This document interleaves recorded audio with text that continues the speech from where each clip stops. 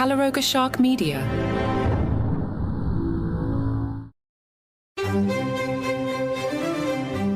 Hello and welcome to Palace Intrigue. I'm your host, Mark Francis. Prince Harry was afraid to show Meghan Markle how small it is. We are, of course, talking about Nottingham Cottage. The Express took advantage of a slow news cycle to remind us that Harry wrote, in spare, "I was excited to welcome Meg to my home, but also embarrassed. Not cot was no palace. Not cot was palace adjacent. That was the best you could say for it." In the new biography of Kate, Robert Jobson writes, "It is understood that when Meghan and Harry had gone round to have drinks at William and Catherine's apartment, while they were still living at Nottingham Cottage opposite, Meghan had been taken aback at the disparity between the brothers. I'm not saying Meghan was jealous, but she was really surprised how lavish Harry's brother was living compared to where they were living," said a close source. It was perhaps the beginning of all the tensions between the two couples.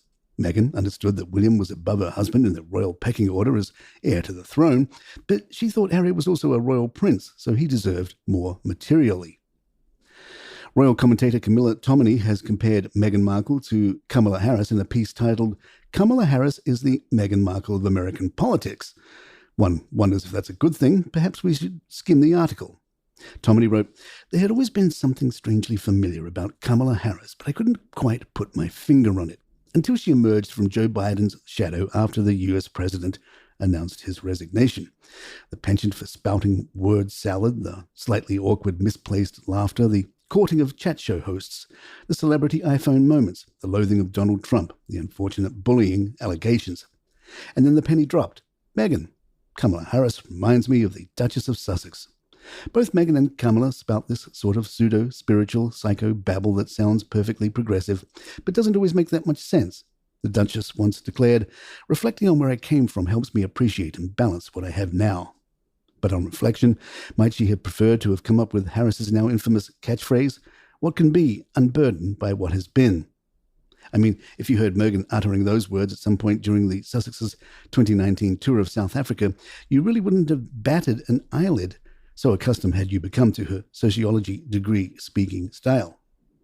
Meghan has not yet publicly endorsed Harris for president, but it can surely only be a matter of time.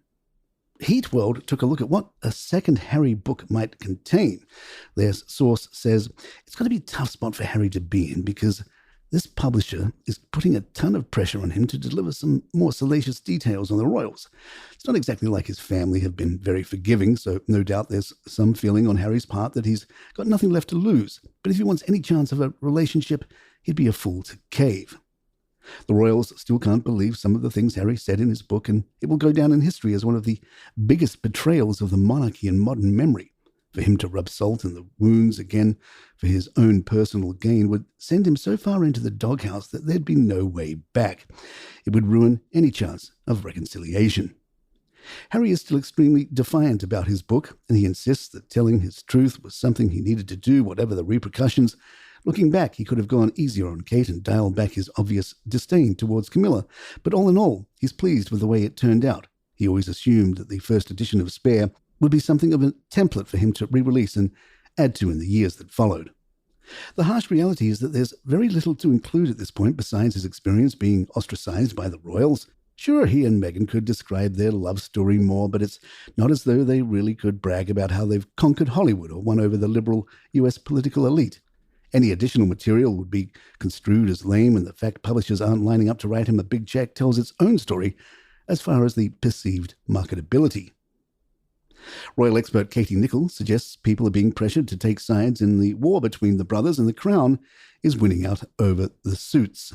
Nichols said, "I think if you look back at that recent society wedding of the Duke of Westminster, it was William who got the invite to that, and Harry was invited because they'd been friends forever and a day, but he was basically asked to stand down from that wedding because it would have been very awkward to have the two brothers at a society wedding like that together. I remember being told by someone at the palace there was this sense that you had to put your stake in one camp or the other. I think the ties have been severed. I think there is a sense that possibly friends, close friends, society friends, celebrity friends have sort of had to make a little bit of a choice." A source told OK Harry often feels guilty for Meghan having to give up on her dream life, and he knows how much she sacrificed to marry him and have a family with him, so he will support her no matter what. She has quite a few work commitments coming up, but this is just the beginning of Meghan's big comeback, and she'll be doing things on her own terms. That's great news for us. Thanks, Meghan. Keep the projects coming. Palace Intrigue will be right back. Charles may need to give his publicist a raise after this glowing story in The Guardian focusing on His Majesty's greenness. Tony Juniper, chair of Natural England and a former executive director of Friends of the Earth, highlighted Charles' long-standing environmental advocacy, stating, "There is no doubt that our monarch, our head of state, is a very committed and very effective environmentalist." Further changes include the installation of solar panels at Windsor Castle and the modernisation of gas lanterns at Buckingham Palace to improve energy efficiency. However, the royal family's use of helicopters remains, with 2 new models arriving soon to replace the existing ones. These new helicopters will operate with up to 50% sustainable aviation fuel, reflecting the royal household's commitment to balancing environmental concerns with operational needs.